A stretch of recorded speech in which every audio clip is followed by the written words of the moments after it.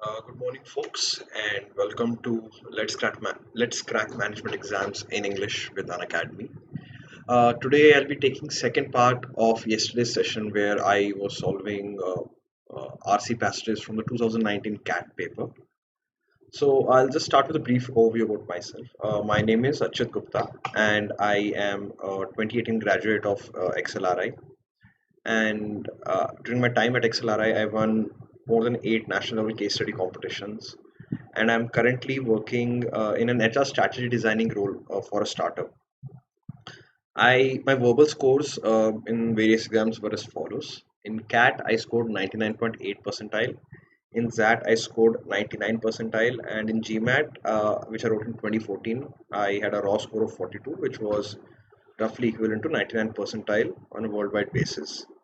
I have prior teaching experience with an NGO where I primarily taught in orphanages, and I'm currently a verbal faculty well Unacademy, and I also take sessions on other aspects of B school admission. So, what do you get with Unacademy? Well, we have numerous daily live classes, live tests, quizzes, and our courses are structured in such a way that it helps you get the best out of your the time that you have for the particular exam that you're aiming. And of course, you get unlimited access to all the live classes as well as the recorded courses from the past, and you can access all the videos from across all the different instructors. We have actually numerous instructors, educators on board with us, and many of them are quite experienced. Like we have Praveen sir, Ravi sir, Shabana ma'am, Abhilasha ma'am. They have been teaching CAT students for almost more than 10, 20 years now. So you've got a wide variety of educators on board with us. So you can select according to whose teaching style suits you best, right? And of course, we have numerous batches as well for that we have. And you can join according to your speed, according to your convenience, according to which batch suits your learning style the best, and you can pick and choose according to your according to your convenience, according to your capabilities. So what do you get with when you buy an academy subscription? So first is the fact that you can plan the schedule of your studies according to what suits you best. So you might be a working professional who's traveling from to and fro from their job, or you might be a final year student who's currently juggling college work. So when you get an Unacademy subscription, you can learn from Unacademy's videos anytime, anywhere, whenever it's possible for you. So let's say you have few minutes free between your classes, or when you're traveling back from work, you can easily uh, open the app and just start learning things. Or let's say you get free late at night or early in the morning or in the middle of the afternoon. So whenever you are free, you can just open the app and start learning. So the learning never stops. It's always in accordance with what suits you best, right?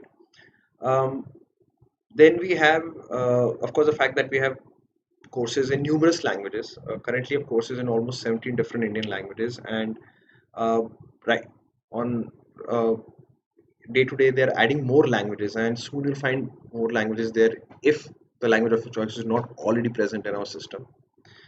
Then of course we have interaction with all the educators, so you can uh, ask your doubts during the class, you can raise your viewpoints in the class, and you can also message any of the educators on the app. So let's say if you want to reach out to a particular educator and you have some doubt, it's the middle of the night, you can always drop them a message on the app and they'll reply to you. So you can get your doubts cleared at any time of the day, any time of the week, any time of the year, right? And of course, during the classes, we'll have numerous live boards where the educators will ask you questions, then you can answer based on what you think is the right answer. And of course, there'll be leaderboards to see who has performed best out of all the people who had voted in a particular thing. And then we have numerous live tests and quizzes. As I've already mentioned, having attempting these tests and quizzes is a very important aspect of preparation, because it's only when you take these tests and you get numerous mock tests that you get a feel of the actual exam, and only then can your preparation be complete. And of course, it's not just enough to write these tests. You also need to analyze the results of each test in detail, and that's where we can help. And that's how Unacademy subscription helps. You'll get detailed reports which will analyze how much time you're taking to solve a particular question, how much time you're taking in a section, what is your weak spot, what's your strong areas, how do you stand with respect to the people who perform very well. So it gives you a very detailed analysis which can be very helpful in terms of planning your strategy, planning your syllabus, planning your schedule for the particular exam that you're targeting. And then of course we have numerous PDFs and learning materials. You'll get access to all of them. It's across all the educators, and you can get download any of them. So if you're choosing to buy a plan, I would strongly recommend that the 12 months our 12 months plan and our 24 months plan, they work out to be very cheap. So on a monthly basis it comes to roughly around 1300 for the 12 months plan, and around 780 rupees for the 24 months plan. And that is in fact for most of us who live in metros, and when we order pizzas, that's we spend more on ordering two large pizzas than we would probably spend per month on the 12 month or the 24-month subscription. That being said, if you are planning to buy, say, a subscription for CAT, or if you have friends or family members who are planning to buy subscription for some other different exam that they're preparing for, say, NET, JE, or whatever, or UPSC, so you can use the code Achyut that's given in the bottom of the screen, ACHYUT. This will give you 10% off on the price of your program that you're buying. It can be shared with anyone, anyone can use it, and it will get you a flat 10% off anytime. So please use it when you're buying an Academy subscription, and please share it with your friends and family members of those who might be planning to buy an Academy subscription now or in the near future. It will help you save money, and it will of course encourage me to keep making such videos as well. Right. So I'll just again briefly recap what I had mentioned yesterday about the importance of verbal section in exams. CAT has 34 questions in the verbal section out of total 100 questions. And since each question carries 3 marks for the right answer, so out of total 300 marks, roughly 102 marks would be dedicated just to the verbal section. So that's just over one third. And in that, which has 75 questions and each of 1 mark, so the verbal section accounts for 26 questions and total 26 marks out of 75, again just over one third. And similarly IFT, which has again 100 questions, each of 3 marks, and for a total marks of 300, verbal accounts for 105 marks, so roughly 34%. And in each of the verbal section, the RC passages all account for roughly two-thirds of the total questions in verbal. So therefore, verbal is a very important aspect for preparation for any management exam, right? So now let's quickly jump into continuation of what we were doing yesterday. Yesterday I covered some logical reasoning based RCs, and covered one RC passage from the CAT 2019 paper. Today we'll see some of the other passages that came in the 2019 paper and how to solve them. Right. Now this is as you can see, this is a very factual or what we might call a scientific passage in CAT. This specifically talks about the topic of discussion here is penguins, to be specific, emperor penguins, right? So let's see what the article talks about, and then we can address the question. Let's quickly skim through the article, right? So he'll say scientists recently discovered that emperor penguins, one of Antarctica's most celebrated species, employ a particular unusual technique for surviving the daily chill. As detailed in an article published today in the journal Biology Letters, the birds minimize heat loss by keeping the outer surface of their plumage below the temperature of the surrounding air. At the same time, the penguin's thick plumage insulates the body and keeps it toasty. So I think when we see in the first paragraph, we have a rough idea of what the passage is about. It basically talks about the particular species of penguins called emperor penguins, and it talks about an article in a particular journal called Biology Letters, where the discussion point was about the minimizing of heat loss in their bodies by different methodologies. So essentially, I think the gist of the passage that we can get from the first paragraph is that the paragraph talks about the the heat capabilities of the bodies of emperor penguins, right? So now that we have a rough idea of what the passage is, let's quickly look at the questions and get an idea of what kind of questions are being asked, right? So first is, which of the best explains the purpose of the word paradoxically as used by the author. Now let's see where we find the word paradoxical in the passage. So let's quickly search for the word paradoxical. It is not in the first paragraph, and it is here. If you can see, it's here. This is where it is in the second paragraph. Now let's see what sentence is before before the sentence that contains the word paradoxically, and then let's also read the sentence that is after this particular sentence. So let's read three sentences totally. The sentence with paradoxically starts from here. So the sentence before this is, overall, nearly the entire outer surface of the penguin's bodies was below freezing at all times except for their eyes and beaks. Right? So I think that's a very straightforward, self-explanatory sentence. Basically saying the outer surface of the penguin's bodies is below freezing temperature. So freezing temperature is 0 degrees. So the temperature of their entire bodies is less than 0 degrees except for their eyes and beaks, which are possibly at freezing temperature or maybe slightly above it, right? Then let's see the main sentence that is being on focus here. The scientists also used a computer simulation to determine how much heat was lost or gained from each part of the body, and discovered that by keeping their outer surface below air temperature, the birds might paradoxically be able to draw very slight amounts of heat from the air around them. The key to the trick is the difference between two different types of heat transfer, radiation and convection.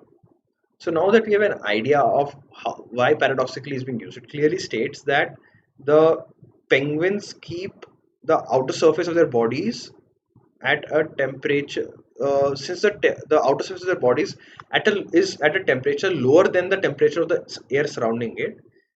The body is able to draw slight amount of heat from the air itself, right? Which actually defies logic, but we have gotten an idea of what it is saying. So roughly there's something that defies logic here, and their bodies are doing it. So now let's see the options and see which one would be most closest, which gives a closest idea to what we just read. The first is, heat gain through radiation happens despite the heat loss through convection. Okay. Second is, keeping a part of their body colder help helps helps keep helps penguins keep their bodies warmer. Third is, keeping their body colder helps penguin keep their plumage warmer. Heat loss through radiation happens despite the heat gain through convection. Right. Now, if you think, now let's again look at the passage and what it says. It says that because their outer surface is colder than the air, they're able to draw heat from the air around them. Now, how does that help? I'm sorry. It helps them because they're able to draw heat. That's how they remain warm, right? Any living organism is required to stay warm to survive. So, where let's see which of the passages basically says that they keep their bodies cold, and because of keeping their bodies cold, they end up making their bodies warmer, right? So first one talks about radiation and convection, but if you see about it, the main sentence that we are talking about has no mention of radiation convection. The sentence that follows it has mention of radiation and convection.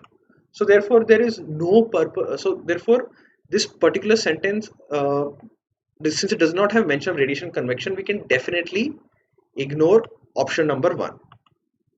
Then we have option number two. It says that keeping a part of their body colder helps keep penguins keep their bodies warmer. Now this seems very similar to what is actually the point of the passage. It says that since they keep the surface cold, they're able to draw heat from the air around them. So this seems like a possible answer. Let's keep this in the possible answer list for now, and let's look at the other options. Keeping their body colder uh, helps penguins keep their plumage warmer. Now, if you see, there was no mention of plumage here except in the first part. So, for those of you who might be wondering what does plumage mean, or it's a very common word that refers to the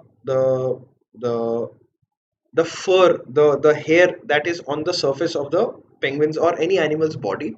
And in case even if you don't didn't know the meaning, you could have guessed the rough meaning from the starting passage itself. If you remember, it had said, as detailed in the article published in the journal Biology, the birds minimize heat loss by keeping the outer surface of their plumage below the temperature surrounding air. At the same time, the penguins thick plumage insulates their body and keeps it toasty. So the fact that it insulates their body and keeps it toasty means, since it is insulating their body, means it is between their body and the air. So it is something that is covering their body. So therefore, based on that, you can guess that plumage is something that covers is on the top of their body. Now, if you see the third option, it says that their body is colder, but their plumage is warmer. If you see that defies sense. The entire process is designed. The purpose of the entire process has been described to ensure that their body remains warm, not the plumage. In fact, it says that the surface is cold and thus it grabs air, warmth from the air. So that would mean that it's the plumage that remains cold in order to get heat for the body. So that is the opposite of what third says. So third can also be eliminated easily. Next, we have the fourth one that says heat loss through radiation happens despite the heat gain through convection. Again, as we said for the first point, there is no mention of radiation or convection. So in this particular sentence, it does fall in the succeeding sentence, but not in the sentence that is being focused on here.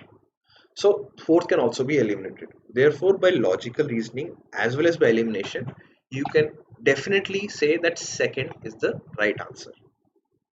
Okay. Now let's look at the second question. Which of the following can be responsible for emperor penguins losing body heat? Now it says plumage, food metabolism, reproduction process, and thermal convection. Now let's quickly look at the passage and see where we can find instances of plumage, food metabolism, reproduction processes, or thermal convection. For this, we'll have to quickly search through the passage.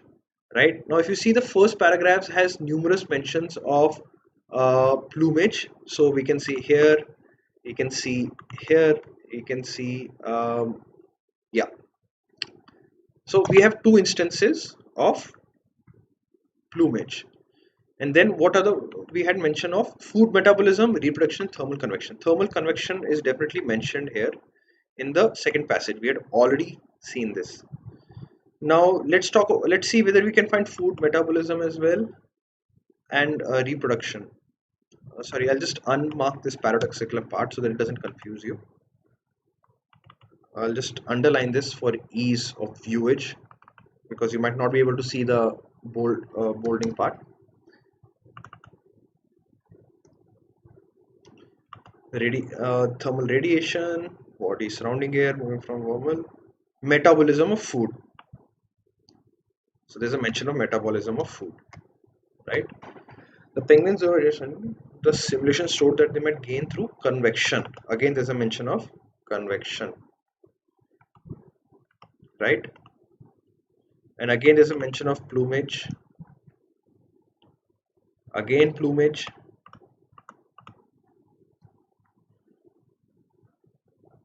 Demanding breeding. Now, breeding cycle is very similar to reproduction because both refer to the same thing. Reproduction happens during the breeding cycle of any species. So, breeding cycle is the mention about the reproduction process. So, let's underline this as well. Right now, let's check each of the options one by one. The first about plumage. Does plumage it says which of the following is responsible for losing of body heat. So let's see whether plumage uh, leads to loss of body heat, right? First is the birds minimize heat loss by keeping the outer surface of plumage below the temperature. Similarly, here as well, even in here it says the most of this heat doesn't make all the way through the plumage and back to the notice, but it could make sense. At the very least, the plumage wicks heat from the bitterly cold air, helps to cancel some of the heat that's radiating from its interior. So as you can see from the instances of the mention of the word plumage, it clearly demonstrates that plumage helps preserve the heat of the body of the emperor penguins and not, it doesn't lose it, right?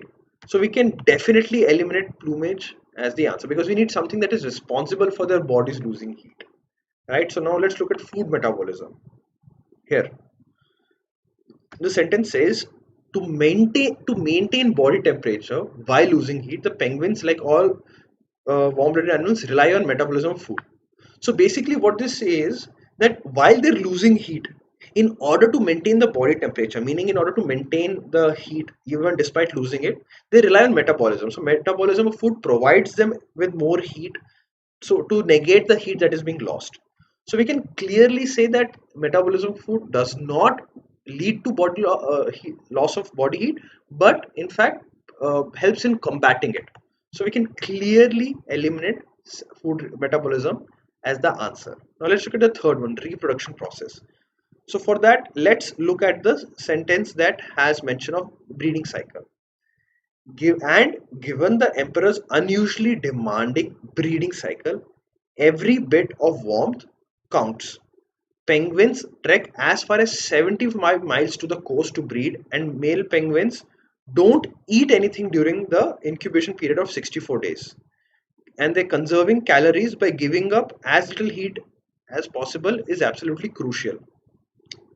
Now, if you see about it, it says that during the breeding cycle, the penguins, one, trek very far, and secondly, the male penguins don't eat anything.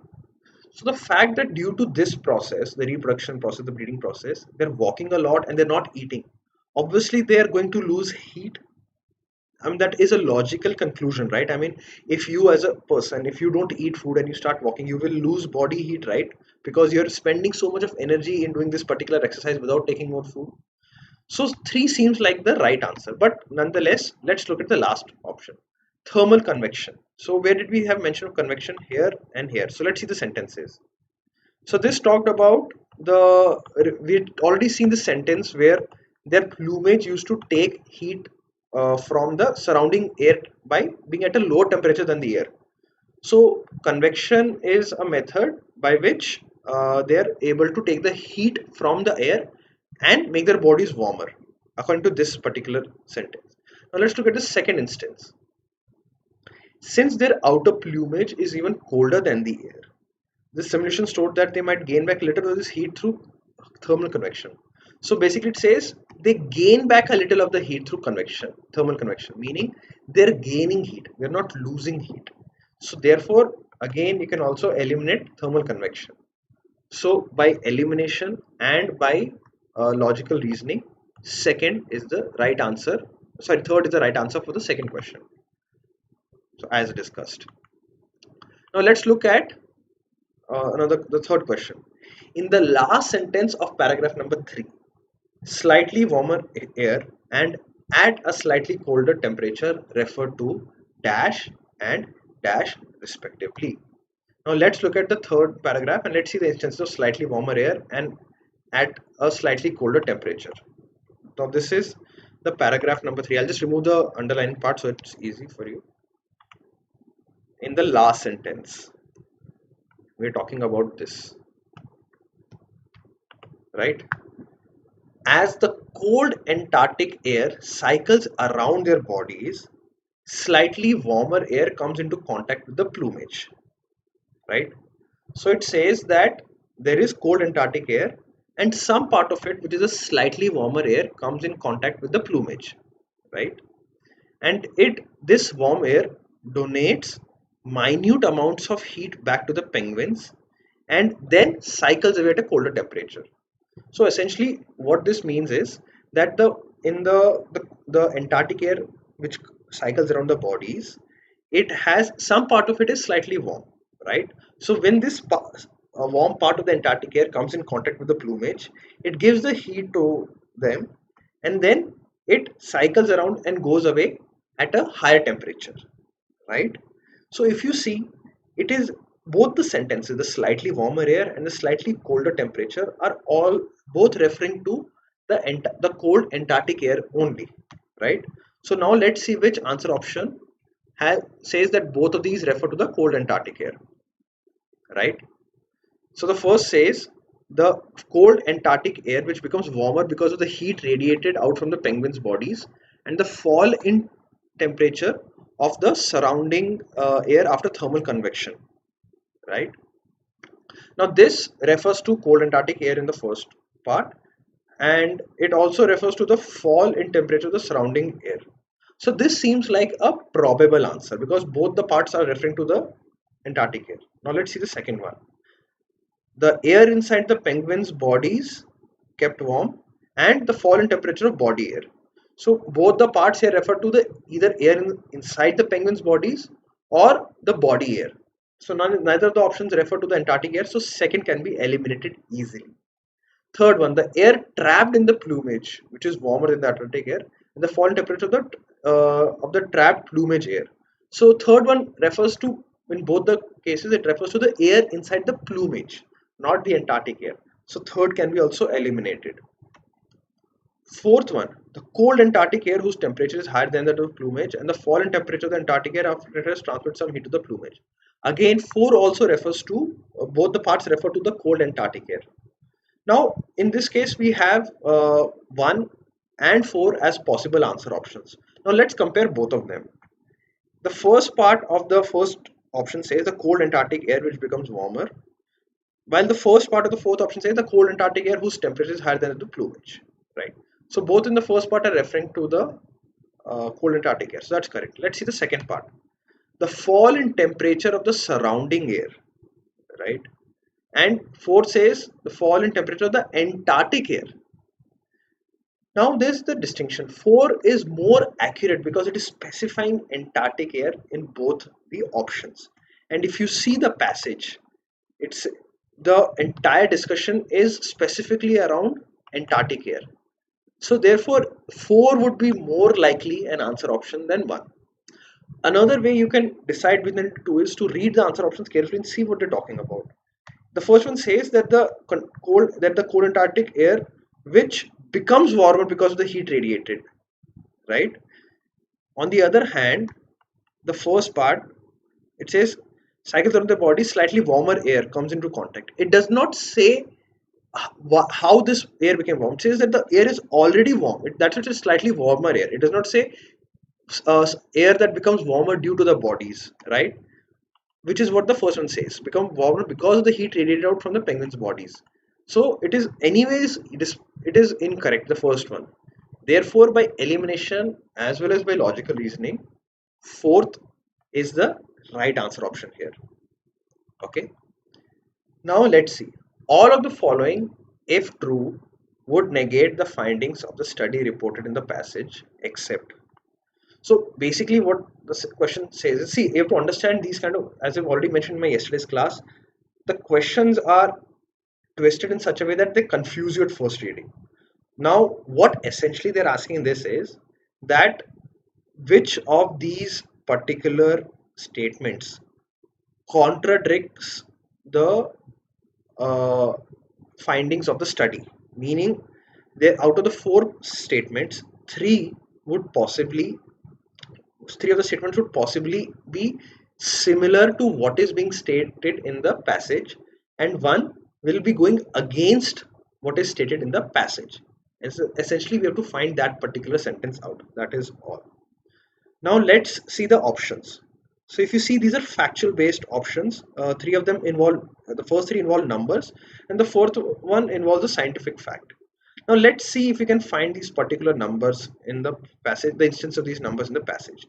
The first one is the temperature of the plumage on the penguins' heads, chest and backs are found to be 1.84, 7.24 and 9.6 degrees Fahrenheit respectively. So let's see if we can point 1.84, 7.24. I'll just remove this underline so that it doesn't confuse you. Right. So where can we find those degrees? If you see the second one, it says the number is given here, and I'll just highlight it. So it says, at the same time, the majority of the plumage covering the penguins' bodies was even colder. The surface of their warmest body part, their feet, was an average 1.6 degrees Fahrenheit. But the plumage on their heads, chests, and backs were minus 1.84, minus 7.24, and minus 7.6 degrees Fahrenheit, respectively. On the other hand, if you see here, it says the temperature on their plumage, penguins, heads, chests, and backs were 1.84, 7.24, and 9.76. So therefore, if you see there, the same temperatures were noted in negative for the same respective body parts. Here it is given in positive. So this fact is directly contradicting the fact given in the passage. So this seems like a possible answer. But for now, let's keep it in the possible answer bucket option, and let's see the other three options and see where they stand. The average temperature of the feet of penguins in the month of June 2008 were found to be 2.76 degrees Fahrenheit. Okay.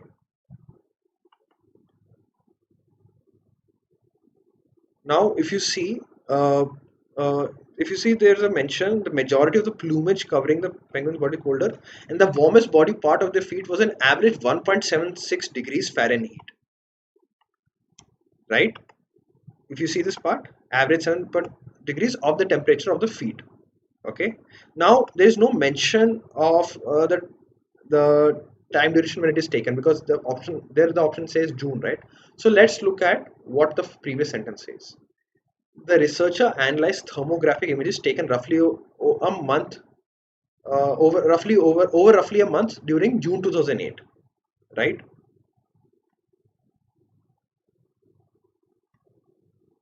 Where is that? I'm sorry. Yeah. So, so the thing is, this was also taken in 2008, and here it is said that average temperature is 2.76 degrees Fahrenheit. Okay. Here it says it is 1.76 degrees Fahrenheit. Now this does contradict, does not, it is a slight deviation in terms of the fact that is presented here versus given there. It says that there it was said the average temperature was found to be 1.76 degrees.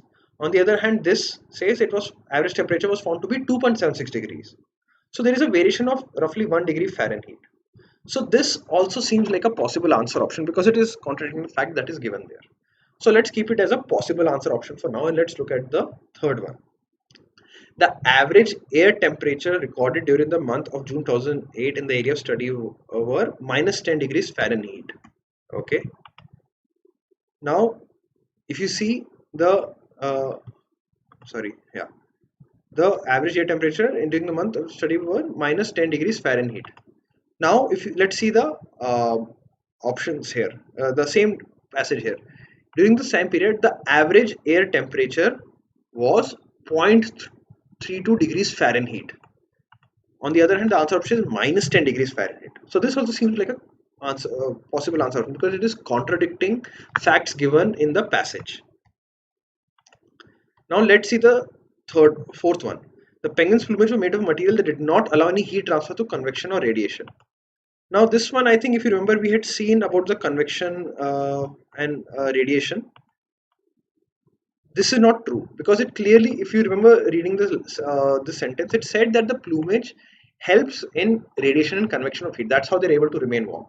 So we can easily eliminate the fourth one because it is direct contradiction of the fact that is given there. Now, I'm sorry, this is also contradicting what is given in facts given in the passage. Now, all the four options might seem to be the correct options to you because they're directly negating facts of the given in the passage. So, how do you pick the correct one now? Now, if you see, it focuses the negating the findings of the study, meaning we want to find an option that will negate the overall finding of the study. What is the overall finding of the study here? Right? It says that the overall, if you see the first passage, it said that the penguins, they minimize heat loss by keeping the outer surface of the plumage below the temperature of the surrounding air. Okay, that is the essential crux of the finding of the study, that the outer surface of the plumage on the bodies of the penguins, it is at a temperature below the temperature of the surrounding air, and that is why it keeps their that is why the heat loss in their body is minimal. Okay, so this is the fact that we have to disprove. Okay, now let's see which of the facts disproves this particular finding. The first one, if it says that the temperature of the plumage was found to be these many degrees respectively. Now, if this is the case, if this is true, then that would mean that despite the air being 1.76 degrees Fahrenheit, their plumage were at a higher temperature. And if the plumage is at a higher temperature than the air, then that is why And so the bodies remain warm because of that, not about the paradoxical fact that the plumage remains colder than the air, and that is why the body remains that is why the body is able to preserve body heat. So you see, this one disproves the finding of the passage most very accurately here. So again, let's keep this in the possible answer option bucket list. The second one says the average temperature of the feet was found to be 2.7 degrees Fahrenheit. Now let's say if it is actually 2.67 degrees Fahrenheit instead of 1.76. Does that in any way contradict the finding about the plumage temperature being below the air temperature? No, it does not. So second is not the answer option that would disprove the findings of the study. Third one, it says that the average air temperature was minus 10 degrees Fahrenheit. Okay. Now here it says that the air temperature was 0.32 degrees Fahrenheit, right? And if the air temperature is kept at minus 10 degrees Fahrenheit, even if it was at minus 10 degrees Fahrenheit, it in no way disproves the finding about related to the plumage temperature and the body temperature, right? It does not connect to that in any way. It's just a recording of the air. Maybe the air was average temperature would have been recorded to be minus 10, maybe it would have recorded to be minus 0.32. The point is there something that disproves the fact that because the plumage is at a colder temperature than the air, that is why the body remains warm? So this fact does not disprove that at all. So you can clearly say 3 does not, 3 if it is true would not disprove the study. So we can ignore it. Fourth says the plumage was made of a material that did not allow any heat transfer. Now, if the plumage was made of a material that did not allow any heat transfer, that would mean that in fact this would support the hypothesis of the passage that the plumage is at a colder temperature and that is why it is able to preserve the body heat. In fact, this would support the findings of the study that the plumage remains at a colder temperature to keep the body warm. So we are trying to find points that would negate the findings of the study, not support it. So 4 can be eliminated, and thus by logical elimination and by logical reasoning, first becomes the correct answer option, right? So that was the scientific passage for CAT 2019. As you can see, it was very factual based questions, and there was some amount of logical reasoning that you had to apply to it. But overall, I would say it was one of the more easier passages that CAT 2019 had, in my personal opinion. Now let's look at another answer option, another RC passage from the 2019 paper. This one is about contemporary internet shopping, as you can see from the starting line. So now let's quickly see from, if you can see the first 2-3 lines or first paragraph and get an understanding of what the passage is about. Let's quickly read through it.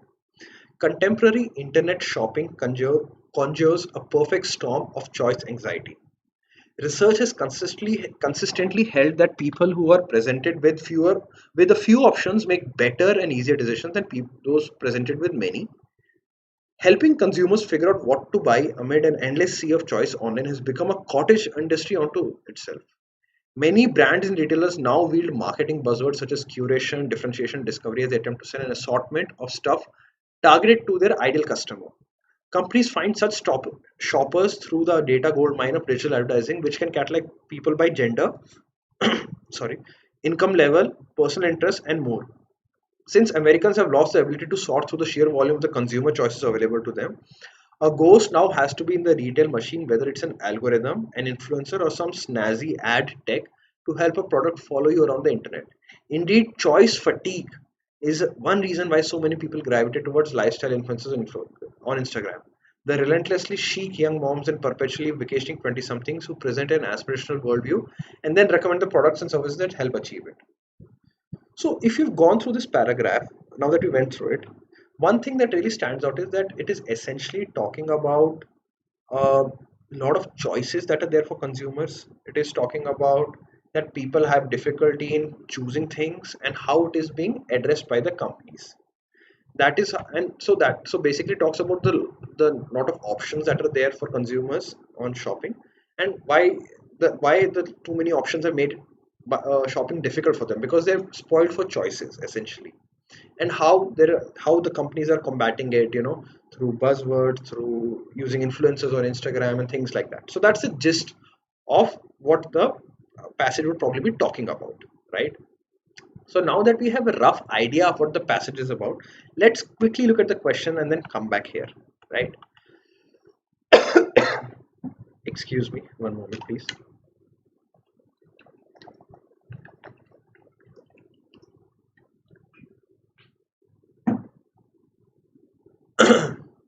Right. Now, now in this it says, based on the passage, all of the following can be inferred about consumer behavior except that too many options have made it difficult for the consumer to trust products. Consumer tend to prefer products by startups, by or those by established companies. Consumers are susceptible. So basically, we have to find what these options can be inferred from the passage. Now that we know that we have to search for these particular ideas in the passage, let's now we need to go through the passage quickly, right? So if you see the first one, the first passage, it definitely says that about the choice anxiety. Research has said that presented with few options make better decisions. Helping consumer figure out what to buy is a industry. Many brands and retailers use sorry marketing buzzwords such as this to sell different things that are targeted to the customer. And how do companies find shoppers? Through data mining of digital advertising, right? And Americans have lost the ability to sort through the volume of consumer choices. And now we need an algorithm, an influencer, or ad tech to help a product follower on the internet. Indeed, choice fatigue is one reason why people gravitate towards lifestyle influencers on Instagram. The relentless chick. Okay, so they gravitate towards lifestyle influencers on Instagram for this particular reason. Okay, so that's the first paragraph. For a relatively new class of consumer product startups. So now that talks about consumer product startups. There's another method entirely. Instead of making sense of a sea of existing stuff, these companies claim to disrupt stuff as America knows it. Casper, Matrix, Glossier, and Away, and many others have sprouted to offer consumer freedom from choice. These companies have few aesthetically pleasing and supposedly high functional options, usually at mid prices. They're selling nice things, but maybe more importantly, they're selling a confidence in those things and are able to operate a step risk.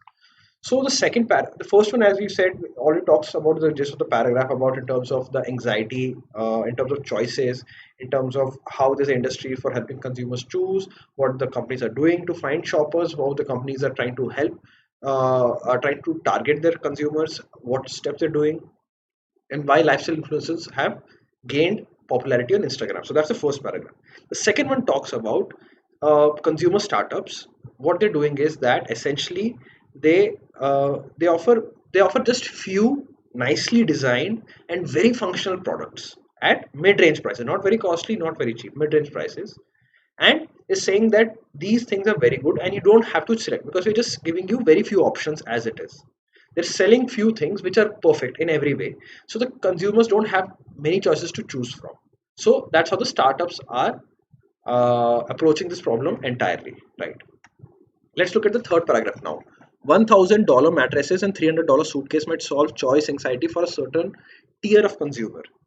But the companies that sell them, along with those that attempt to massage the larger stuff economy into something navigable, are still just working within a consumer market that's broken in systematic ways. The presence of so much stuff in America might be more valuable if it were more evenly distributed, but stuff's creators tend to focus their energy on those who already have plenty. As options have expanded for people with disposable income, the opportunity to buy even basic things such as fresh food or quality diapers is contracted for much of America's lower classes. So basically, the thing is that right now in America there is the mattresses are costing $1,000 and suitcases which cost $300 are being sold, but they are being targeted for a certain type of consumer only. The thing is that most of the stuff that is sold in America, the fact that there is such a wide variety of things being sold in America would be a good thing if they were distributed amongst all the prices. Like let's say if you have 100 products and 20 products are in the cheap range, 20 products are in the middle range, 20 products are in the slightly upper middle range, and 40 products in the high price range. So that would have been good thing, because then everyone could have had some, every each of the social economic classes could have been able to purchase things easily. But it's saying that most of the variety of products are in the upper space. So all these 100 products that are being sold, for example, are in the upper price range, so they target only the rich people. So the poor people, the people in the lower economic classes, don't have enough choices even when it comes to basic things such as good food or good diapers for their babies.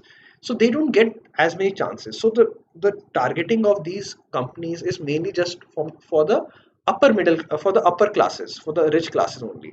So it's not evenly distributed. So it talks about a disparity in how these products are being targeted, right? Then we have last paragraph. For startups that promise accessible simplicity, their very structure might still eventually push them towards overwhelming variety. Most of these companies are based on hundreds of millions of dollars of venture capital, the investors of which expect a steep growth rate that can't be achieved by selling one great mattress or one great sneaker. Casper has expanded into bedroom furniture and bed linens. Glossier, after years of marketing stuff, no makeup that requires little skill to apply, recently launched a full line of glittering color cosmetics. There may be no way to opt out of stuff by buying into the right things. So it is saying that the startups that are promising simpler purchasing option because they're just giving one or two good products might also eventually uh, end up selling many things, because these companies have a lot of venture capital, people who are investing a lot of millions of dollars into these companies, right? Now these investors who are investing the money into these companies, they're expecting a very steep growth rate of the value of these companies, because no, otherwise they would not invest money in them. They're thinking that if I invest $100 in this company and the company has to increase in value by 2 or 3 times over the next 2 years, so my $100 will become 200 to $300. Now in order to fulfill this requirement of the venture capitalists, the companies cannot make that much of money or grow that fast by selling just few good products. They will have to expand. And then it talks about example of Casper, which we mentioned here, which seems to be a mattress based company, and now it has expanded into bedroom furniture and bed linens as well. So as you can see, Casper earlier just used to sell mattresses, and now it is selling bedroom furniture and bed linens. It is expanding its product range. And Glossier, which apparently used to market as a no makeup, which requires very less skill. So it used to say that our products are very easy to use and are very simple. They're bare minimum makeup, no makeup. Now this company has launched a full line of glittering color cosmetics. So they're expanding their product range. So it is so the basically the passage is ending with saying that eventually there is no running from the barrage, from the huge number of options that are there for any consumer in the American market, right? So that is what it is saying. Now that we have an understanding of the paragraph, now let's look at the answer option and see. Now we have to say which of the following can be inferred about consumer behavior except. So basically we have to see which answer option can be inferred from the passage that we read, which cannot be inferred from the passage that we have read. So three of them will be inferable, right? Too many options have made it difficult for consumers to trust products. Now that is something that makes sense, because you see it says here choice fatigue is reasons follow this, because these they're buying people are buying the products recommended by influencers. People have need things to uh, they need an external push for to buying a particular product. So they have obviously they have lost a sense of trust in the product itself, and that is why there is an industry in terms of helping them choose. That is why companies need to do so many activities to convince people to buy the products, right? So this can probably be inferred. So now let's look at the other option. Consumers tend to prefer products by startups over those by established companies. Now the thing is that is something that is there's a mention of startups here. Now, if you see that they are selling a content things and ability to upload the stuff. The thing is, it says it does not anywhere mention or even hint that consumers prefer these companies over larger thing. There's what the last sentence talks about is that what their strategy of these companies is, that they want to sell nice things and they want to sell a confidence in the things that they're selling, but nowhere does it mention that these companies are definitely preferred by over established companies, right? Let's look at option number 3. Consumers are susceptible to market images they see on social media. That is definitely there. If you see the first option, that's what the first paragraph, that's what it's talking about. The marketing images, the digital advertising, the influencers on Instagram, all these definitely influence customers into buying things, right? And they're susceptible to it, meaning they're vulnerable. They can be influenced by marketing images. So 3 is also can be something that can be deduced from the passage. 4 says having too many product options can be overwhelming for consumers. Now this is something that is clearly, if you see the starting, it's something that the passage starts with, that the number of options has overwhelmed consumers to the point where they need help in picking out their basic things. They need there's an entire industry that has come into play around helping consumer buy things. So the fact is that fourth is also something that can be deduced. So as you've seen, first can be deduced, second cannot be deduced, and third and fourth can be deduced. So since second is the odd one out, second would be the answer option here. Second is the only option that cannot be inferred from the passage. Okay. So now let's look at the second question. Which of the following best sums up the overall purpose of the examples of Casper and Glossier in the passage, right? Now if you see where is the mention of Casper and Glossier? This second paragraph which talks about new age startups and what they're trying to do. So it says that Casper and Glossier are trying to uh, give lesser options to the consumers. Then there's a mention of Casper and Glossier in the last passage as well, which says that, which talked about how these particular companies, they're trying to sell products. They might be trying a very innovative product of selling few things, but it might not work because their venture capitalists who expect returns might push them to expand the product range, which has already been done by Casper and Glossier, right? So let's see what are the answer options. They are exception to the dominant trend in consumer markets. Are they an exception to the dominant trend in the consumer markets? If you see the last passage talks about how, just like the dominant trend of, what is the dominant trend, meaning the majority trend? The majority trend is that companies are selling a wide variety of things. And are these two companies an exception to that particular trend? No, they're not. If you see the last passage talked about how they're also expanding their product range like every other company. So first is not the answer. Second, they're increasing the purchasing power of poor Americans. Now, in nowhere in the passage has it been mentioned that Casper and Glossier are targeted towards the poor Americans. There's no mention of that, right? We have no. In fact, if you see, it is said that it is at mid-range prices, not at low-range prices. Correct. So they are not increasing the purchasing power of poor Americans. So that is also not the answer option. 3, they might transform into what they were exceptions to. Now this seems like the right answer, because if you remember the last passage specifically talks about how these startup companies who are trying to be different from the larger companies, they might not remain that different from them because of the venture capital eventually forcing them, and how Casper and Glossier have already started becoming like the larger companies in terms of expanding their product range. So while they were trying to be exception to the rule, but now they're transforming to that very thing. So 3 seems like the probable answer. But let's see option number 4. They are facilitating a uniform distribution of commodities in the market. Now, just like the second answer option, we can eliminate the fourth one also, because as you already mentioned, these products are mid-range products, so they're not equally distributed in the market, because in uniform distribution would have meant that you have low cost range, you have mid price range, and you have high price range. But these companies are specifically targeting only the mid price range. It has been explicitly mentioned. So fourth can also be eliminated as the right answer. Sorry, can be eliminated. and therefore by elimination as well as logical reasoning, third is the correct answer for the second question, right? Now, third, let's look at the third question. A new food brand plans to launch a series of products in the American market. Which of the following product plans is most likely to be supported by the author of the passage? Now, this is something that you cannot answer by. These are not.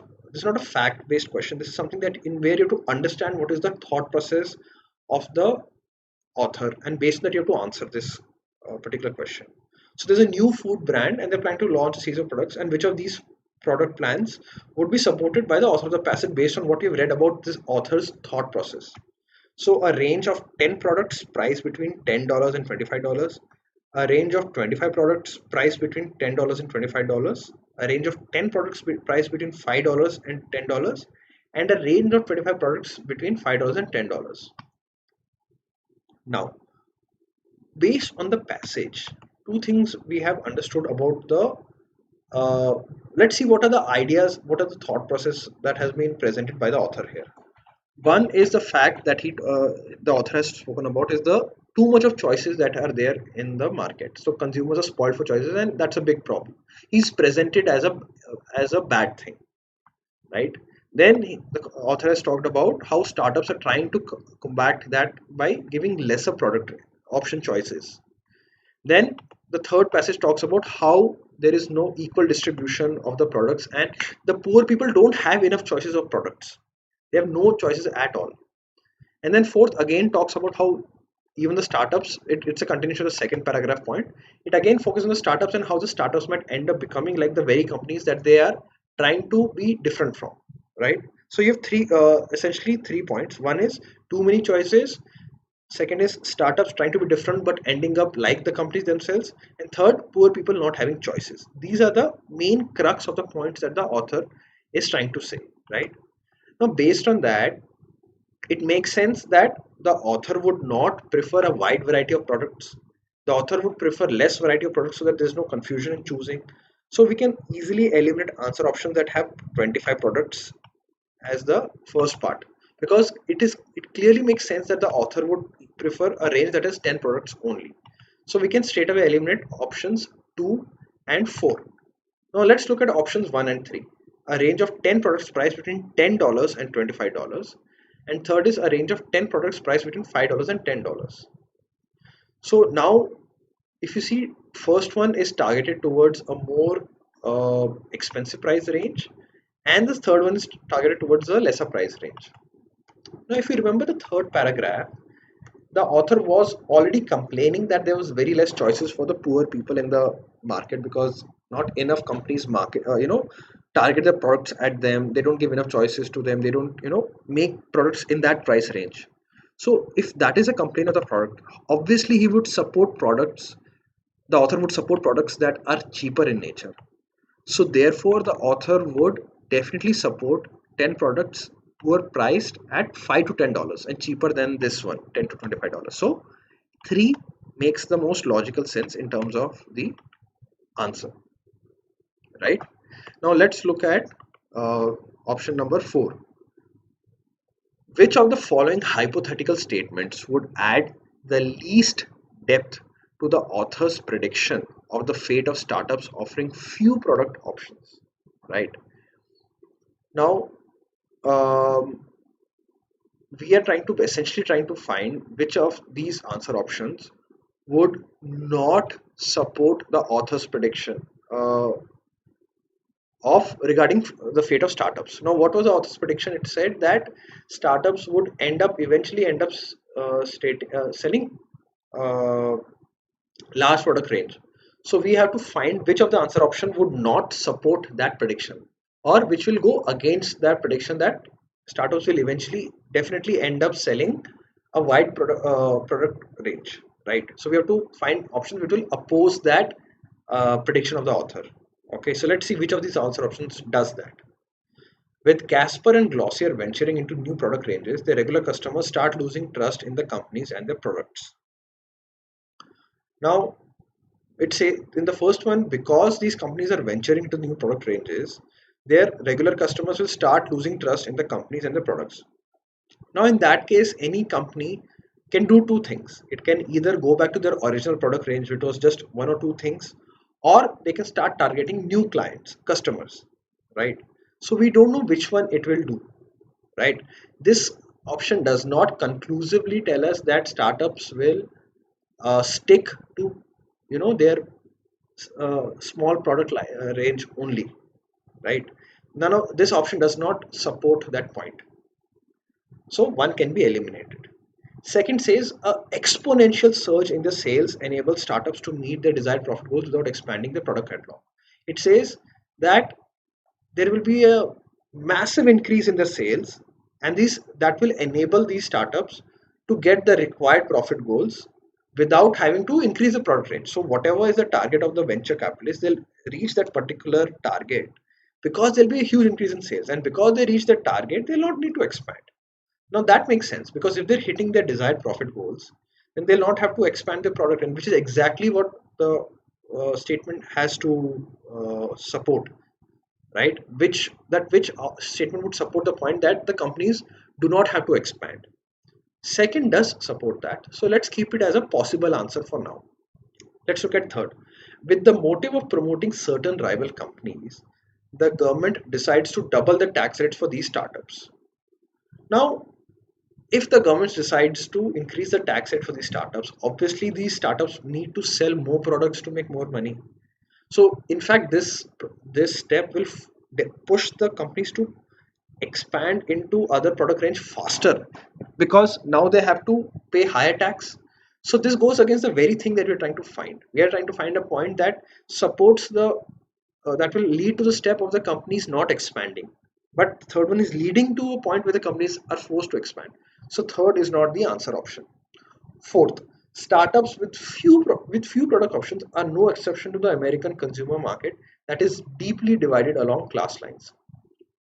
Now, this in no way connects to uh, finding a fact that will support the startups to continue selling a single product, right? That in no way this point focuses on the class lines that are there, the economic divides within the American consumer market. That is not what we're trying to focus on here. We're trying to focus on the step that will ensure that the products keep selling these startups continue selling single products only. So four can be easily eliminated. So therefore, by elimination and by logical reasoning, second is the right answer. Okay. So now let's look at the fifth question. If all of the following, if true, would weaker the author's claims except. So basically, we are trying to say that three of the statements would weaken the author's argument, and one would not weaken. Meaning, we have to find which of the statements supports the author's claims and supports the author's statements, right? So let's see which one is that. We have to find which statement supports the author's claims. Okay. The annual sales growth of companies with fewer product options were higher than that of companies which curated the products for target consumers. So basically, companies that are selling lesser products, which have a lesser product range, are making more money than companies which have huge product range, but they're selectively targeting their consumer. That for this consumer, we are, from there, what they're doing is curating. When this curating, it means that from their product range is still vast, but they're selectively picking products from there and then using it to target the consumer, saying that these products suit you. They're not decreasing their product range, but and so therefore they're making lesser money than the companies which have a fewer product options to begin with. Now this seems possibly a correct answer option, because it talks about how having a lesser product range will lead to more money, because it solves the American consumers problem of choice. So it seems like a probable answer because it is supporting the author's claim. So let's see the other options. The annual sale of companies that hired lifestyle influencers or Instagram for marketing their products were 40% lesser than did not. So basically, companies that are hiring these influencers are making lesser money than people who are than the companies that are not using these influencers. Now, on the other hand, the author had claimed in the first paragraph, if you remember, that these influencers present an aspirational window, and then the fact is that they help consumers to decide their products, like whichever these products these uh, influencers are advertising. So they are encouraging and people follow these influencers. That's what the author had claimed. So second says that the despite having influencers, the companies is making 40% less money than the companies without influencers. So it would say essentially this line is saying that the influencers were of no help at all to the organizations, but that is not what has been said in the passage. So it is contradicting the passage. It is not supporting the claims or any part of the passage. So second is not the answer option, cannot be an answer option. Three, product options increased market competition, bringing down the prices of commodities, which in turn, commodities which in turn increase purchasing power of the poor. So it's now, if you see, it's saying that the product options that are there are in fact bringing down the prices of things because because there's so much of variety, the prices of the products are coming down, and there is more purchasing capability for the poor people in America. But if you see, it is the author has clearly stated that these products are not evenly distributed, and they are focused mainly on the rich people, and therefore the opportunity to buy for the poor people has in fact decreased or contracted. So it is clearly opposite of what has been said, because it says that it has increased the purchasing power, while the parasite says that the purchasing power of the poor has been decreased. So third is contradicting the passage and thus can be easily eliminated. Fourth, the empowerment felt by purchasers in buying a commodity were directly proportional to the number of options they could choose from. So basically, it is saying that the purchasers are feeling more empowered if they have more number of options to choose from. But if you remember, if you go to the passage, if you see uh, that it clearly states that research has held that people who are presented with few options make better decisions, right?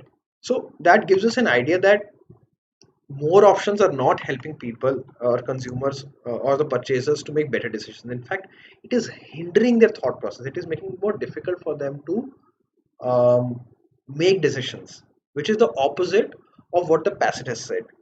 So we can clearly see that second, third, and fourth are distinctly different, opposite to what the passage says, and the first one is in line with what the passage says, and that is what we're trying to find.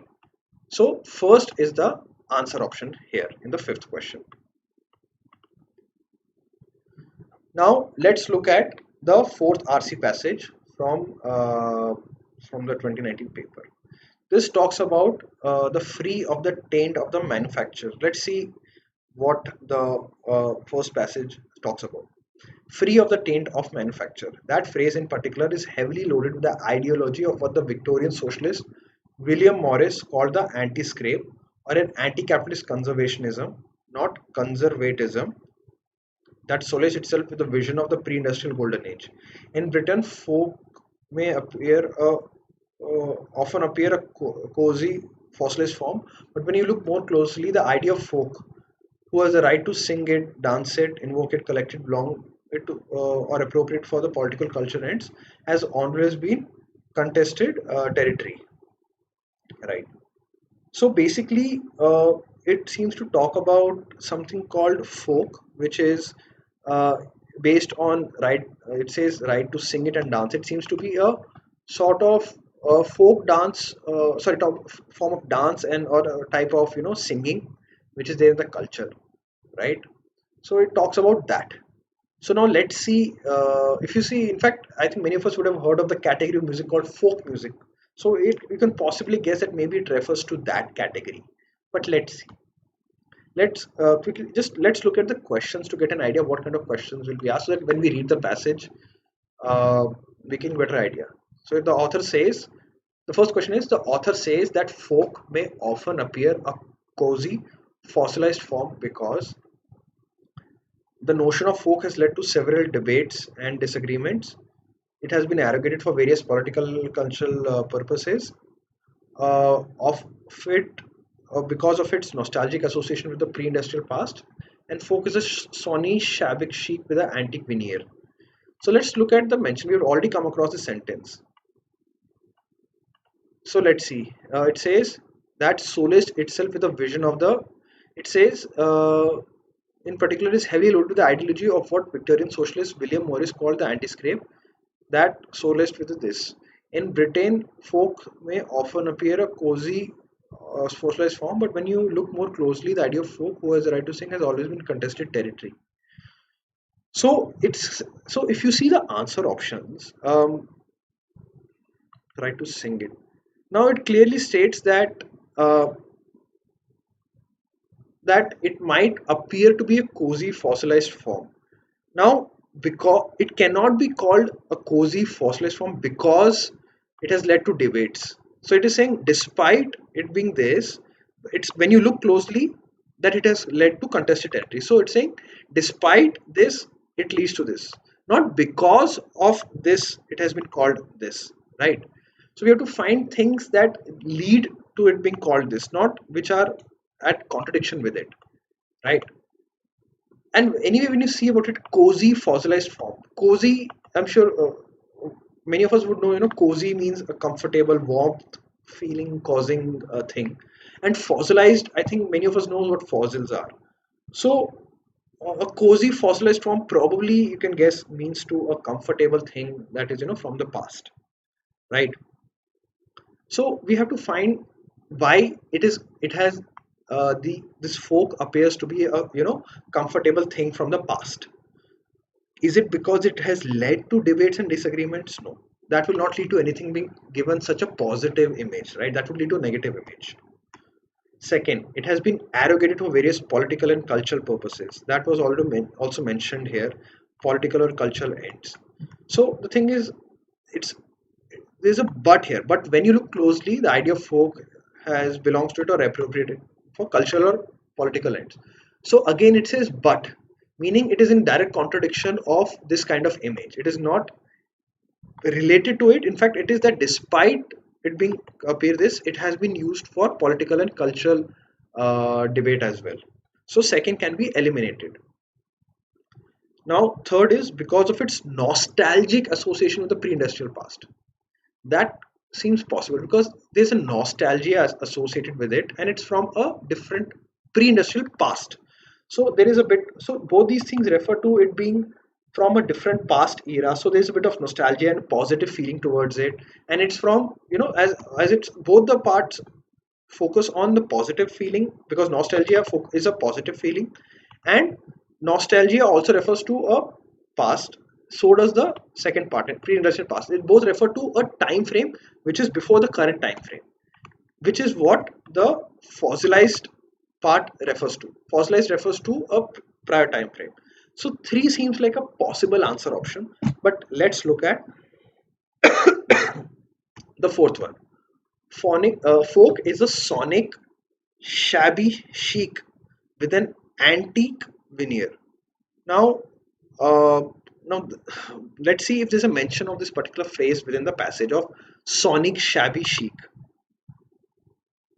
If you see here, it says folk is a sony shabby chic containing elements of the uncanny and eerie, as well as an antique veneer, a whiff of heathen dark ages. The very obscurity and anonymity of music folk's origins open up space for rampant imitative facts. Now, if you see the sentence, it talks about uncanny and eerie, which are negative aspects. Eerie is scary, right? And a whiff of the Britain's heathen dark ages. So, dark ages, if many of you would have studied in history, refers to a period when most of European countries, including Britain, had very less progress, a lot of deaths. So, again, that presents a very negative connotation. On the other hand, if you see the question, it talks about, a cozy fossilized form, which is a very positive form of portraying it, while this one refers to a very negative aspect of it, right? So therefore, it cannot be, it cannot be connected to this part. right? You cannot have a positive aspect for a certain thing and then it can be connected to the same this positive part is connected to negative description for the same particular object. So fourth cannot be the answer option. So therefore you can eliminate first, third and fourth and say third is the correct answer option. Okay, then let's look at the second one.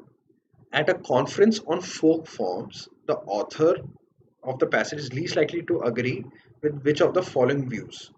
So now we'll have to quickly go through the passage and see what other options opinions does the author have about folk.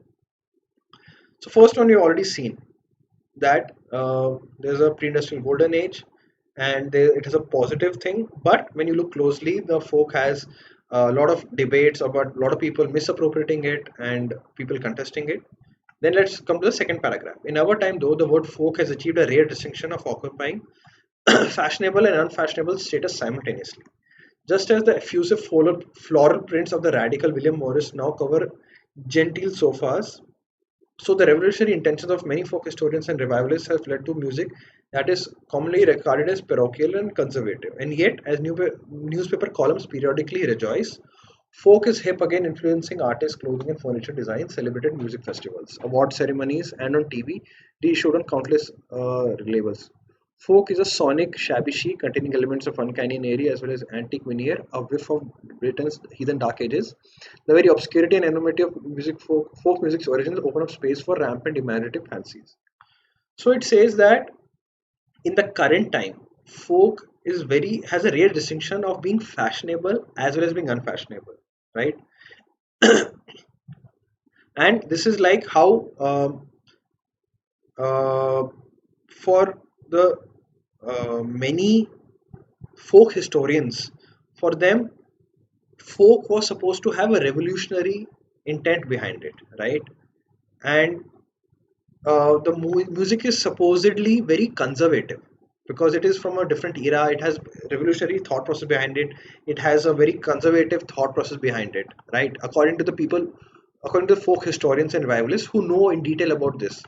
But despite that, it is widely publicized in newspaper columns that folk is very fashionable. Many artists, many clothing and furniture designers follow folk elements in their products.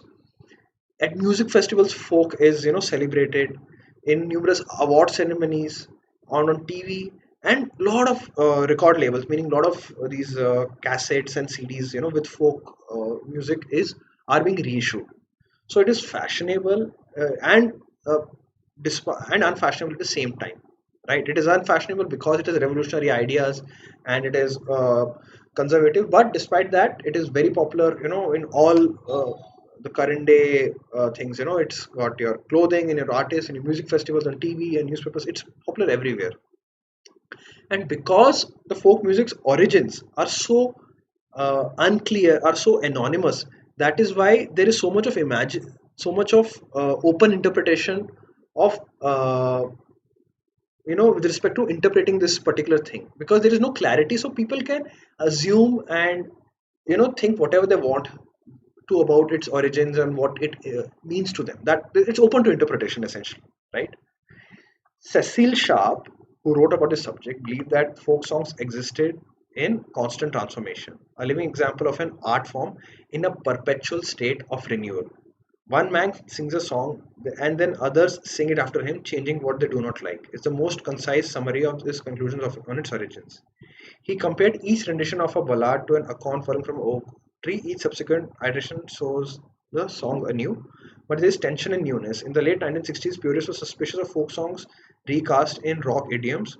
Electrification, however, comes in many forms. For the early 20th century composers such as Vaughan, Williams, and Holst, there were thunderbolts of inspiration from Oriental mysticism, Anglo modernization, and the body blow of the First World War, as well as input from the rediscovered folk tradition itself. Now, there is an author called Cecil Sharp who's written about it, who basically says that uh, this basically is an art form that is constantly renewing itself. So, what another way of saying this would be, one man sings a song, and then the next man sings the song, after changing what they do not like about it, and then the third man sings what the second man sang, changing what the third man did not like about it. Similarly for the fourth, fifth, and sixth. So that's how it is.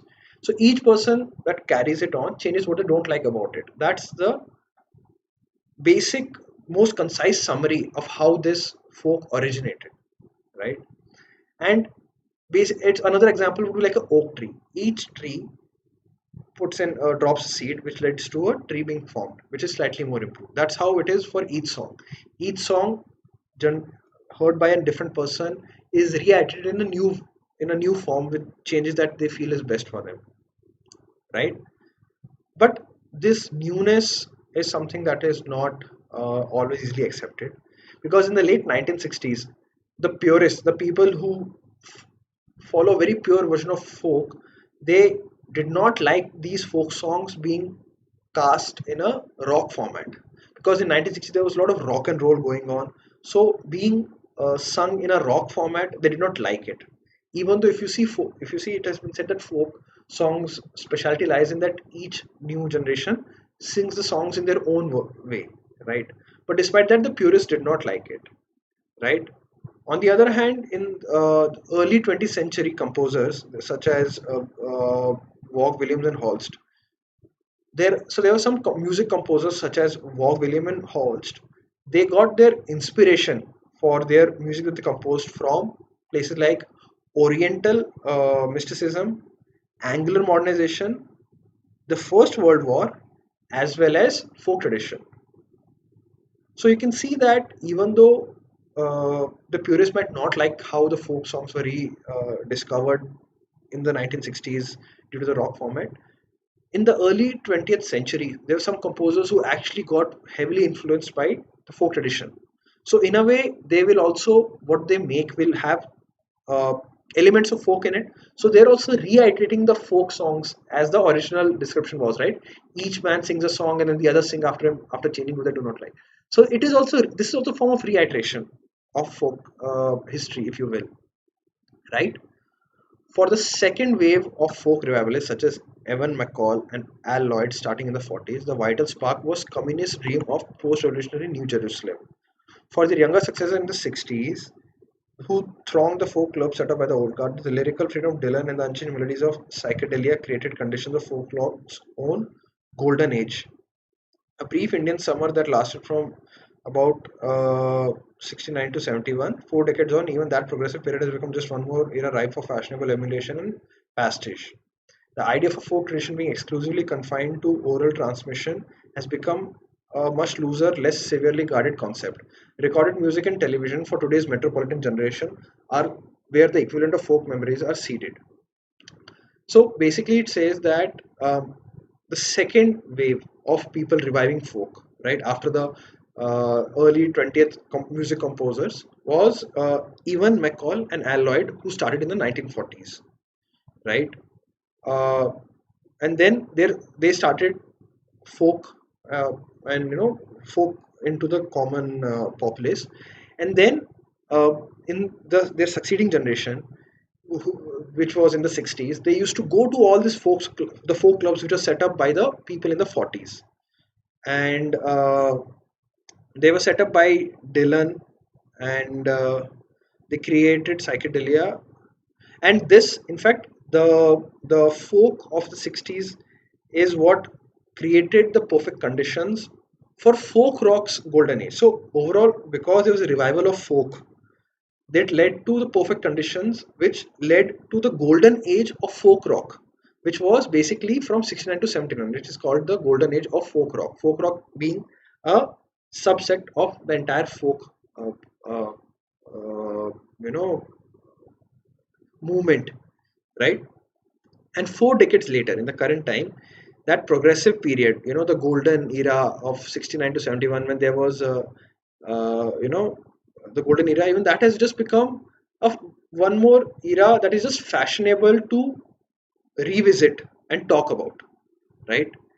And now the fact that folk tradition has to be just orally transmitted from one generation to the next, right, has become much looser. In fact, the music today is being recorded on cassettes and CDs, being stored on television, and that is the equivalent for the current generation of getting to know about hearing about folk music for passing on.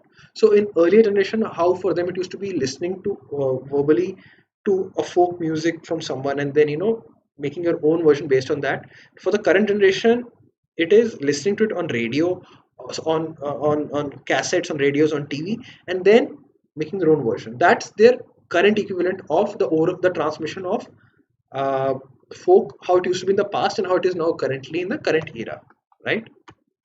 So now that you have an understanding of what the author is saying, let's say that which of these the author is least likely to agree. So let's see which of these is what the author would disagree with. Okay, the power of folk resides in its contradictory ability to influence and be influenced by the present while remaining rooted in the past.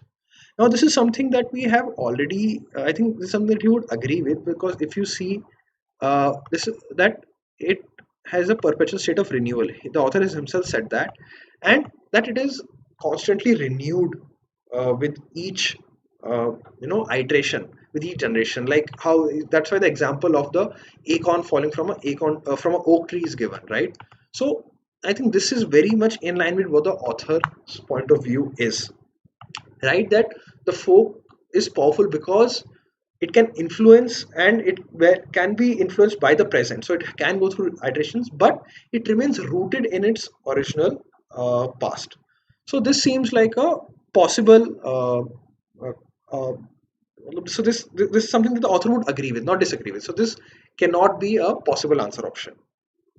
Let's look at the second one. Folk forms, in their ability to constantly adapt to the changing world, exhibit a unusual poise and homogeneity with each change. So basically, what it's saying is that when the folk forms, which is constantly changing and adapting, they maintains a bit of homogeneity. It means it forms a bit of consistency with each change. But if you see the entire gist of second and third paragraph is that with each iteration, it doesn't necessarily have to maintain a consistency in anything. Folk can go into folk rock, folk can go into change into uh, folk revivalists, it can go into music composers. So there isn't much of homogeneity that is usually displayed. So second seems like something that the author would disagree with, but let's look at the other answer options. Third is folk forms, despite their archaic origins, remain intellectually relevant in contemporary times. Now this is something the author would definitely agree with, because if you see uh, in the last paragraph and in the third paragraph, the author is consistently saying that despite it being rooted in the past, folk will always remain relevant. It is relevant for the current generation, and it will be relevant for the future generation as well. So, third is something that the author would agree with. So, it can be easily discarded. Fourth option, the plurality and democratizing impulse of folk music emanate from the improvisation that its practitioners bring to it. The plurality and the democratizing impulse of folk coming from the pluralism. So yes, does folk have plurality and the democratizing impulse as well as improvisation? Yes, it does. So all these three are elements of folk that have been talked about by the author in the passage. So he would definitely agree with the fourth option. So therefore, by elimination and by logical reasoning, second would be the answer in the second question, right? Now let's look at the third question. The primary purpose of the reference to William Morris and his floral prints is to show. Now, where was the mention of William Morris? If you see, it is here. Just as the effusive floral prints of the radical William Morris now cover genteel observers, so the revolutionary intentions of many folk historians and revivalists have led to music that is commonly regarded as parochial and conservative. Right? So let's see. Despite its archaic origins, folk continues to remain a popular option. So basically, William Morris seemed to be a radical person, but despite that, his designs or floral prints seem to cover many sofas today, right? So we trying to see uh, how things have changed. Maybe something related to that. So let's see. Despite its archaic origins, folk continues to remain a popular tradition. So this seems like a possible answer option. So let's keep it in the side bucket for now. Let's look at second. that what was once derided as genteel is now considered revolutionary. This is the opposite. William Morris was considered revolutionary and is now seen as genteel.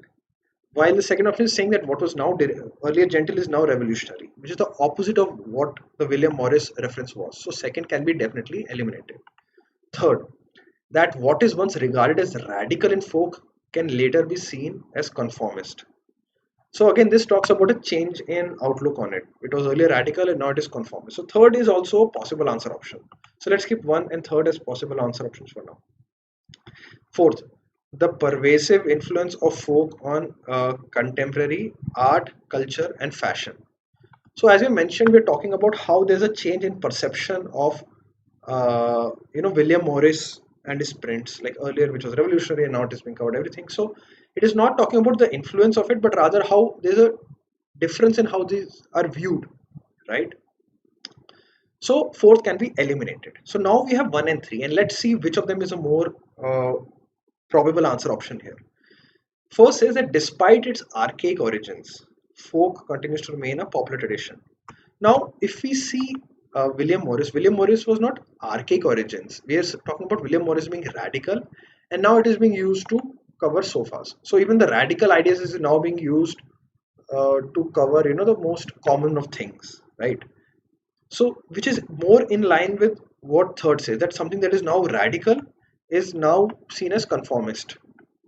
So which is how it is for this, like uh, the revolutionary intentions uh, uh, have led to music that is commonly regarded as conservative. So basically music that was very revolutionary at one time is now seen as very conservative, right? So which is very much in line with what the third one is saying, that something that was very radical is now seen as conformist, meaning it conforms with what the society or what the people expect of it. So third would seem to be a more accurate option, a very accurate option rather than first. So third is the correct answer option, right? So then we come to the fourth question. All of the following are causes of plurality and diversity within the British folk tradition, except paradoxically, folk forms are both popular and unpopular. So basically, you have to find causes of plurality and diversity within the British folk tradition. So what is the cause for there's so much of diversity within the British folk? Okay, which of these does not lead to the diversity of the British folk? We have to find that folk forms are both popular and unpopular. Does is this not a cause for it being diverse and popular? Sorry, for it being diverse. Actually, it is. It is responsible for it being diverse. Okay, but let's see. Let's look at the second option. That British folk continues to have traces of pagan influence from the Dark Ages. British folk forms can be traced to the remote past of the country. The fluidity of folk forms owing to the history of oral mode of transmission. So basically, the fact that they have pagan influences and remote past. Let's see whether we can find instances of that. Uh, so pagan past, which is the Dark Ages, there is a mention of it. Um, History, yes. If you see, there's a Victorian era. That's what they're talking about here as well. Remote past of the country. There is a oral mode of transmission as being a reason. So, as you can see, all these things, the pagan tradition, the distant past, the oral transmission, these have led to uh, the folk British folk being a widely diverse thing, right? But it being fashion and unfashionable, is that a reason for it to be diverse and have such plurality? That's in fact, see, it's the diversity of it that has led to it being popular and unpopular, not the other way around. It's not the fact that it is popular and uh, unpopular that it led to the plurality. You understand? Options 2, 3, and 4 have led to the this particular sentence being are the root cause of this sentence. On the other hand, the first one is the result of the sentence. You see the difference. So one really stands out. So one is the correct answer option. Now let's see 5. Which of the following statements about folk revivalism of the 40s and 60s cannot be inferred from the passage? Right? If you see, we talked about the 40s and 60s here, the last passage. So let's see the answer options first. Even though it led to folk rock's golden age, it wasn't entirely free from critique. Okay. Electrification of music would not have happened without the influence of rock music. It reinforced Cecil Sharp's information about folk's constant transformation. Freedom and rebellion were popular themes during the second wave of folk revivalism. So let's see about the folk rock's golden age. Folk rock, where's the mention of folk rock? Right? Golden age. And for Dickens Roth, even the progressive period has become more for fashionable emulation and pastiche. Now, as you can see, it's talking that the folk's golden age is now become an area for, now they either emulate it and they dissect it, right? So that is something, that is what it is saying, that it wasn't free from critique. So this can be definitely inferred from the passage, right? So let's see the second one. Electrification of music would not have happened without the influence of rock music. So let's see where is the electrification of music aspect that has been given. So it says electrification came in many forms, such as using the composers who had oriental mysticism, things like that, and like this. So it, as you can see, it says that electrification is directly linked to rock music. On the other hand, it says that electrification came in many forms. This is a direct contradiction of what the second point. So the second point is a direct contradiction of what we have just said, that electrification came in many forms. So second seems like an answer option that you cannot infer from the passage. So let's keep it as a possible answer option for now. Let's look at the third one, Cecil Sharp's observation about folk's constant transformation. If you see the passage, that it, in fact, Cecil Sharp's observation about it constantly transforming was seen even in the 40s and 60s. Like for example, in the 60s there was melodies of psychedelia, there was a folk rock's golden age. There was a lot of transformation that was happening as well, and in fact it reaffirms Cecil Sharp's observation about its constant transformation. So this can also be inferred, and thus it is not the answer option. So let's eliminate 3. And fourth, freedom and rebellion were popular themes during the second wave of folk revivalism. Now if you see, so successors who thronged this, the lyrical freedom of Dylan and the unchained melodies of psychedelia create the conditions for rockage, right? So basically, if you see, and then there is also mention of post Vital Spark was a communist dream of a post-revolutionary New Jerusalem. So there is mention of revolutionarism, and there is mention of protest and freedom and rebelliousness, which have been mentioned for the 40s and 60s. So it clearly shows that these were popular themes during this time period. So this can also be eliminated from the can be inferred from the passage, and thus can be eliminated as a correct answer option. So therefore, by elimination and by logical reasoning, second would become the correct answer option, right? So guys, I think today, I think that would be enough for today's class. I'll continue tomorrow as well, and I'll finish off all the remaining questions for the CAT 2019's RC passages and few from the verbal section as well. I hope you enjoyed today's session. If you liked my video, please like, share, and subscribe. And if you want to see my live videos, you can please follow me on the Unacademy app. My username there is Achyut 2020. You can interact with me there. You can answer questions. We can have more enriching class session there. If you would, if you can join my classes on the Unacademy app, you can see the schedule there. So please create a account if you don't have, and please follow me for updates about my upcoming classes on the app. And as always, if you're planning to join Unacademy subscription, please use my code Achyut, or you can give it to your friend and family members who might be planning to join an academy subscription. It will give you 10% off, and it will encourage me to keep making such videos. And I will see you tomorrow and have a great day. Thank you.